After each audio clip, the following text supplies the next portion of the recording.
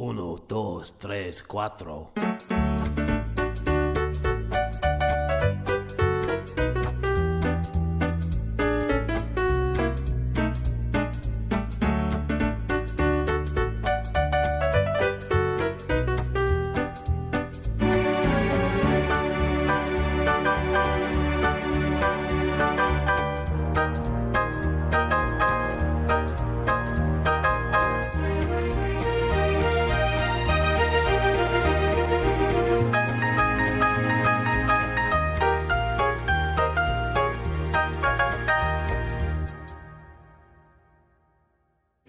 Well, when did you hear? Just this morning.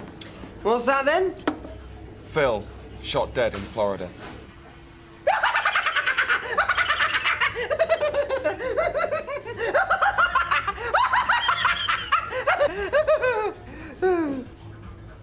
Oh, come on.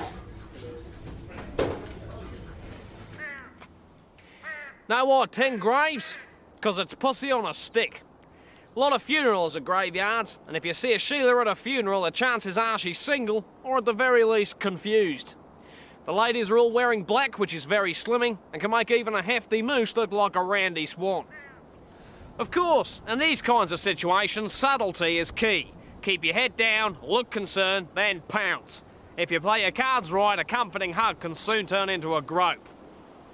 The interior of the church will often be left unattended, so it's easy to steal in there for a crafty shafty. One word of caution, though, do try and take other people's feelings into account. Other than that, give it a go. What have you got to lose?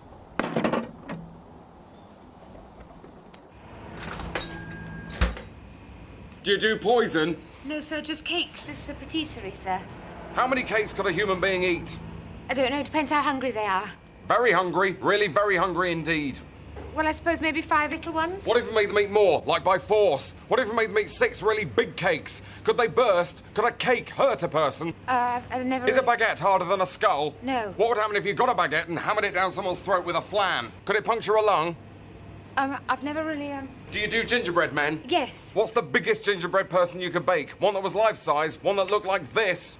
I don't think... How much sugar does it take to rot a person's teeth? Like, totally, so they couldn't be identified by dental records. Quite a lot, I should think so. Would you like an apple turnover? Oh, cheeky. Is it poisoned? No. How hot's that coffee? Piping, sir. Good idea. I'll smash our bloody brains out. Will you be quiet, please, Year 6? We have a long journey ahead of us. I have no intention of putting up with this racket. Sit down, don't touch the vent nozzles, or you can get off. Shut it! Thanks, mate. You want to have my job? So, what do you teach? English. Oh, English? Right, what, authors? I know a good story about an author. You heard of Milton? John Milton, yeah. The 17th century writer.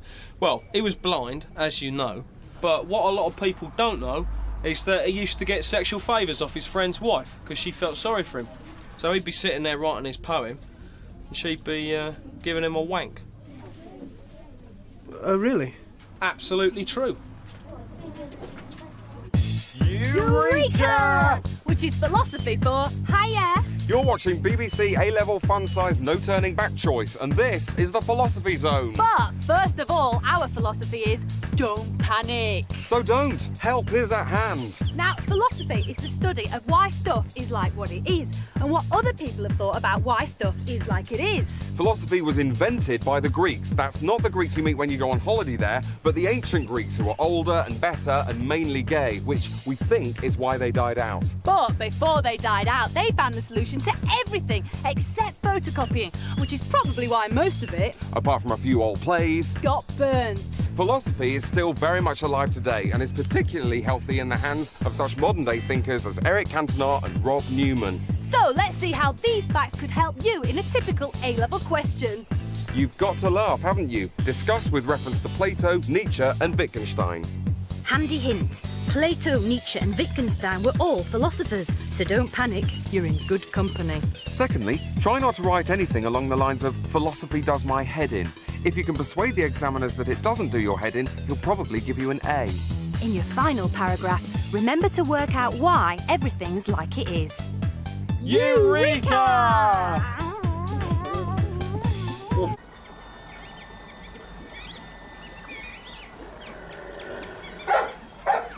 Say, that beagle's a fighter, isn't he?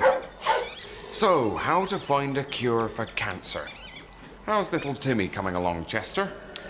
Well, he's not looking too clever, Wilf. But then remember, he has got cancer. Well, he ought to have cancer for the number of fags he's smoked. Yep, he's been chuffing away 20 a day for the past week, which is the equivalent, for a large man, of having smoked all of the fags in the entire world. The sad thing is, he's still smoking. You'd think he'd have the sense to quit. No, we're just going to have to use him to try and find a cure for cancer. Now, Wilf, you were wondering whether or not batting him across this table tennis table might do the trick. Well, Chester, I was thinking that it might be a cure for cancer, and you know, we'll never find out that it isn't until we've done it to him. Shall I serve?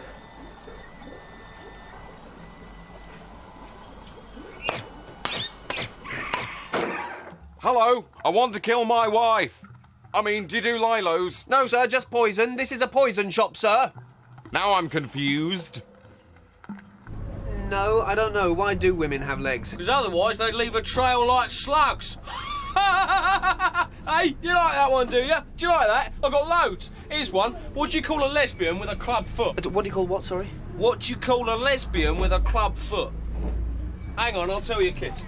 Oi, kids! What do you call a lesbian with a club foot?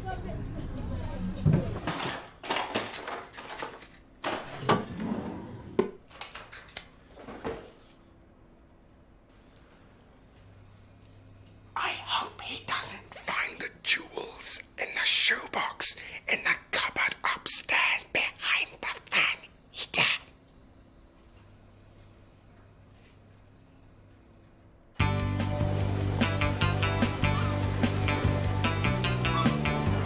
Gee, it's so sunny! Yeah, we can go swimming! Or surfing!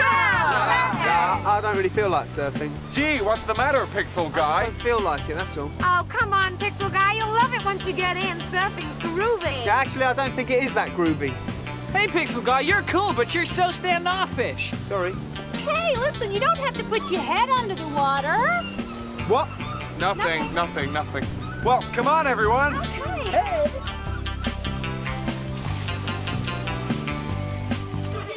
So the doctor says to the puff, I know, mate, but at least it'll show you what your arse is for. Yeah, your teacher like that one.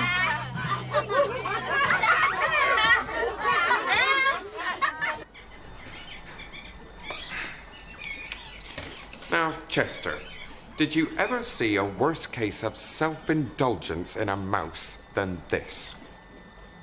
Never, Wilf. Never once. But apart from that, little Michael here has to be the most self-indulgent mouse in the scientific community. What did you do to cure the first one? Well, pretty much the same as what we're trying here, but I can't for the life of me remember whether it worked. Well, give it another go, that's what I say. Imagine how grateful the world will be if we find a cure for self-indulgence. Off you go, then.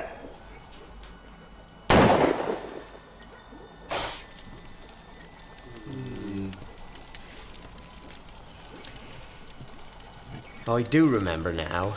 No, it didn't work.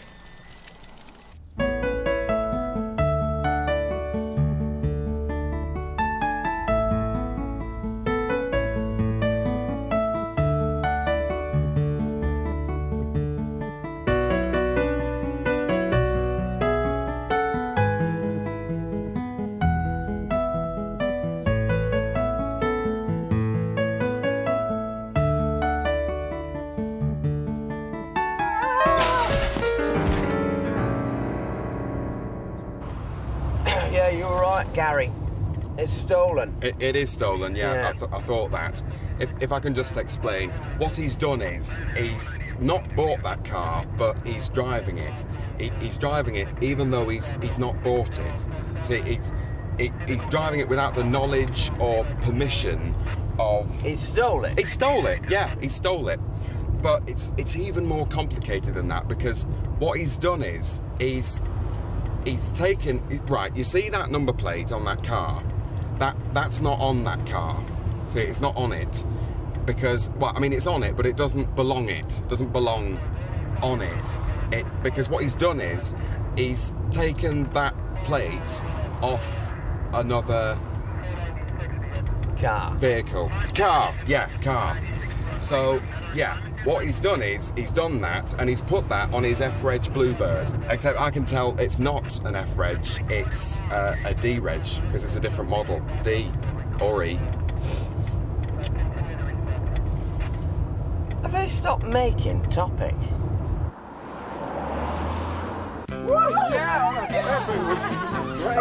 Oh, the surfing was great, Pixel Guy. You should have come. I'm glad you enjoyed it. Hey, Pixel Guy, what are you eating? Chalk ice. Oh, cool! Hey, Pixel Guy, I think you got some chalk ice on your, What? Nothing. Oh, Jeremy, could I talk to you about... Oh, you've got something on just...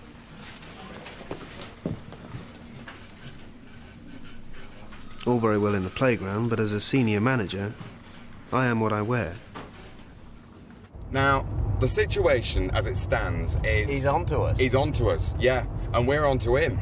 And because he knows that, that's why he's driving away. And because we know that, that's why we're driving towards, motion towards. Takes the accusative. Yeah. You see, what he's done is, he's taken his car... Well, it's not his car, it's... Whose car is it? We don't know. Right, we don't know whose car it is. Forget that, it's complicated enough. But he's taken the theft, the car, belonging to the other people. The innocent victim. The children, yeah, because it's always the children who suffer in these cases. They're the victims. He's taken the children's car. What a children is doing with a car, I don't know. I mean, that's not our job. That'll be decided by MPs and religious leaders. Fatwa. Yeah. But he's taken that car, and it's himself he's letting down in the end, because, at this rate, he's going to crash and die and be dead, maybe. Whereas, what he's done with the theftery, the swap plate swap, the car, the stolen, it all adds up to, at most, go to prison. But not death. Not in this country. In the Middle Ages? In the Middle Ages, yeah. Gibbets. But not now. Well, yes, now. But ideally, not. I think Starburst's a better name.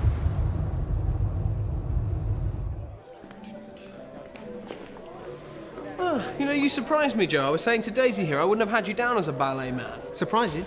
Do I really? Oh, no, I love them all. Them all. I love the Straminsky, and the Tchaikovsky, and the Jaminsky, and the Rigolego. That's it, the Rigolego, and the big fat women in armour with the helmets and the horns. Oh, boy, do I love ballet. Oh, do you like opera? Oh, sure. Yeah, I love to see a man jumping about in a pair of stockings and a woman dressed like a big duck. That's it, they look like ducks. I mean, if a man wants to jump about in a pair of tights revealing his private parts to the world, that's his concern and nobody else's. It's not perverted or disgusting. Who says this? I mean, if a man wants to dance like a big girl, that's his business. That's not perversion. That's democracy. Oh, boy, do I love ballet. Do you go often? Oh, yeah, sure. I go maybe 2-3 times a day sometimes. Oh, some people think it's silly or stupid or whatever. Not me. I say if people want to have fun, let them. Let them, I say. Boy, do I love ballet. A lot of puffs in this queue, aren't there? Hello and welcome to Outdoor We. This week I'm joined by singer-songwriter Martin Kitchen. Martin, hi. Good to see you. After you.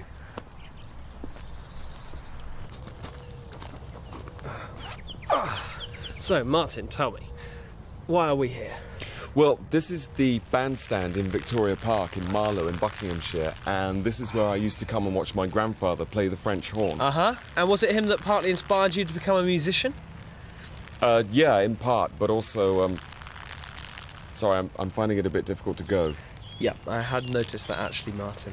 Don't worry, that happens all the time here on Outdoor We. Just relax. Mind if I carry on? No. OK, so it was partly him that inspired you, and partly, of course, the music scene in the 70s when you grew up. Yeah, I mean, that was important, because... So I really feel a bit silly. Am I putting you off? No, really, There, I finished now. So, what were your main influences at the time? Well, I guess that would be, sorry, do you mind if I put my penis away? I don't feel very comfortable. Make an effort. Hey, Pixel Guy, look! That girl's staring at you. I think she really likes you. Why is that then? Well, you know, she's kind of looking at you. I think you should go talk to her. Hey, why is that then? Well... Come on, let's have it. Well, you know, because she... It's the pixels, isn't it, Tina? Oh, yeah, it's all just... Oh, look, there's another pixel person. Let's get them together. They'll really fancy each other. You make me sick. Hey, Pixel Guy, chill out. Tina didn't mean any harm. And what is it with all this Pixel Guy shit? I find it really offensive. My name is Ray! Packet of king-size Rizzlers, please, mate. What colour? White. Like your rollies, do you? Of course, yeah.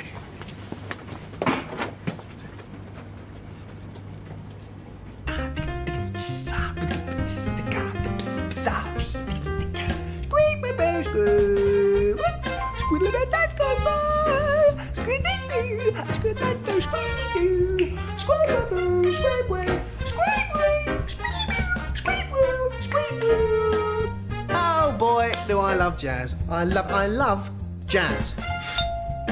That'll be my taxi.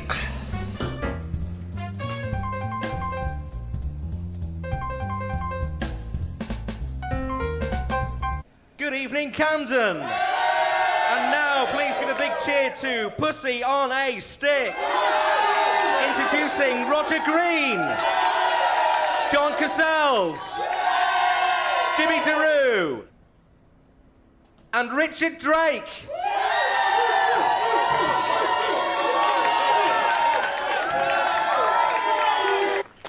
Oh, that woman is extraordinary. Hi. I'm Sasha Solomon. Okay, I think I have an exclusive for you. This must be the oldest woman on English TV. We thought it was Helen Mirren, but this woman could be her mother. Madam, how old are you? A lady never discusses her age. Not even an old lady? Okay, and I'm guessing here, am I right in thinking you have never had a facelift? No, I have never had one. Joan Rivers, take heed. The British are a wondrous people. In this country, you can grow old graciously, and it's perfectly okay. Do you have warts? No. Oh, do you know Thora Hird? Oh, she's ancient. I love her. She sags for Britain. What an ambassador. I don't know her. Listen up, America. This unadorned, unlifted woman is on British TV, and she doesn't bother anybody. She doesn't have to hide out in Florida, and as far as Sasha Solomon is concerned, that's dandy. Are you done? Oh, do you know Judi Dench? Oh, she's like a little potato, an Oscar-winning potato. Oh, I love her. She's so small and wrinkled. It's like a little prune, a prune potato. This is Sasha Solomon, broadcasting from Worcestershire, near London. Nice one. Thank you.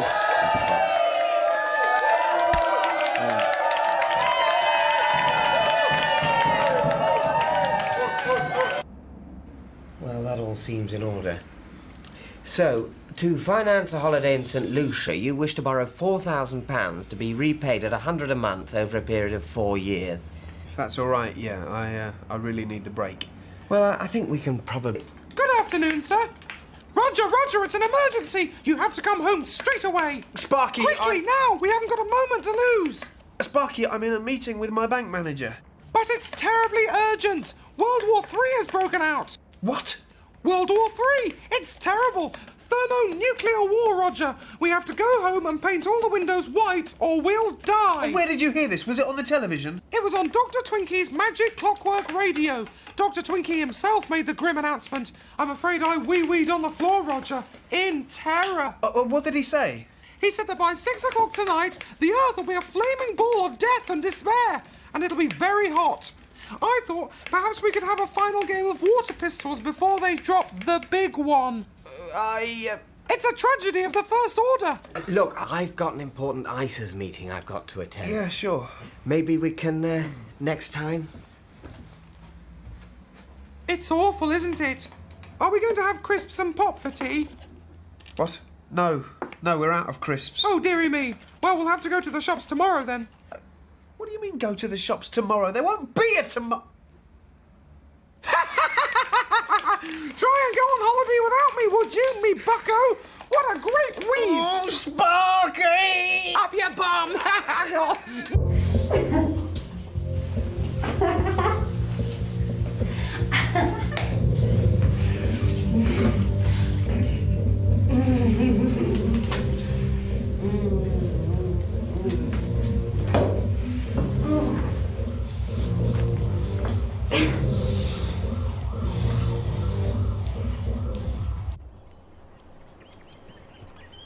This is where it all happened, we think. Now this is the main chamber leading all the way up to here, the batteries, the kitchens where the armour was kept. Now these would have been bed chambers or servants' quarters or the crypt or the garden or next door. We don't know. So, Fred, might it have looked like that? OK, let's cut the crap. We don't know what it is, what was here, yet. I mean, it might have looked like that, or it might have been a church or some houses or a longboat or a farm. But whatever it was, how old is it? Depends what it was. Right, brilliant, Fred. Keep up the good work. We'll come and see what you're doing later. So, what we know is that there was something here before us. And what we think, what we hope, we don't know, is that whatever it was, there was probably, almost definitely, something before even that. Maybe an old field or just some rough ground. But crucially, it would have been an immensely old field. And that's going to be very exciting. OK, lads, it's safe to go, one at a time, OK? Right, go. Come on. Go. Yeah, go, go. Yeah, go.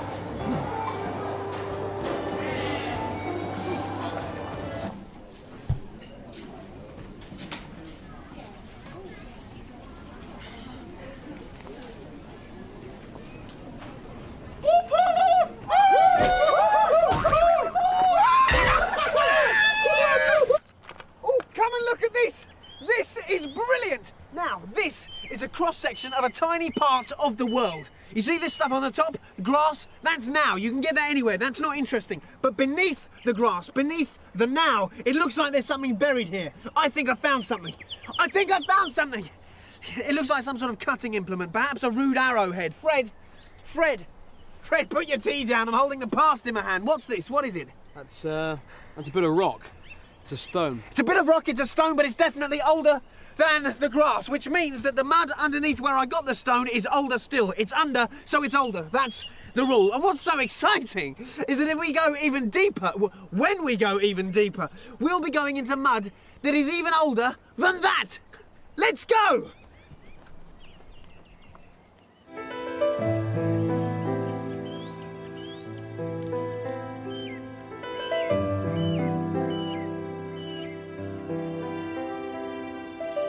All I ever wanted, Papa, was for you to be proud of me. I don't care nothing about what they said about Mama. Come here, son. You know I'll always be here to take care of you.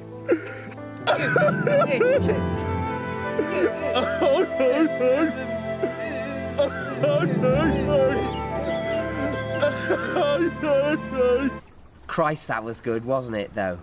That was a clip from Rod Bydecker's Oscar-winning portrayal of the mentally retarded character Sonny from the film Strength Through Joy. Wasn't that bit moving? The father still loves him, even though... well, you know. Now, you won't believe this, but I'm actually joined here in Tinseltown by the star of the film, Rod Bydecker himself. And he's agreed to answer a few questions about how he gets to be such a clever actor and give such a marvellous portrayal. Rod, hi. Now, what sort of research did you do among mentally challenged people in order to give such a movingly convincing performance? I did extensive research at the local hospital. Oh, God. How did you get into the physical... Was it difficult to understand the day-to-day... What about... Thanks very much. Okay, level with me, Fred. Are we going to find a Bronze Age village today? Well, I'm not sure, Tim. I mean, it's not very likely. Why not? Well, because most Bronze Age settlements were, you know, precursors to later larger settlements, and have therefore been built on. Oh, well, they just covered it over. They just built towns on it. Yeah, eventually towns. I mean, Coventry, for example. There was most probably a Bronze Age settlement there thousands of years ago. What, you mean some bastard just came along, saw a Bronze Age settlement and covered it up with Coventry? I don't fucking believe this. Keep digging. Right, so what we've learned is... Keep up! What we've learned is that there may be something really old just about anywhere, but they've probably covered it up with car parks or restaurants or houses. But whatever it's been turned into can't be as old as what it was, which is... So I'm really gutted, actually. We just turn it off, Terry. You're kidding, that is so sad. I know. What's that then? Felicity, electrocuted by her hairdryer.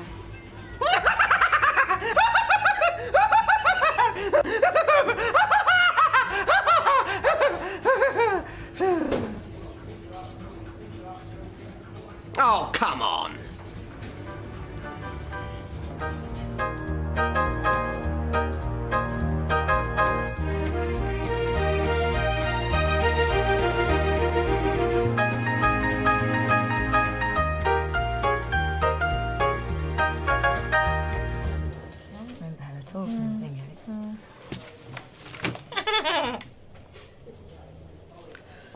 See, I don't care how good for morale these stunts are.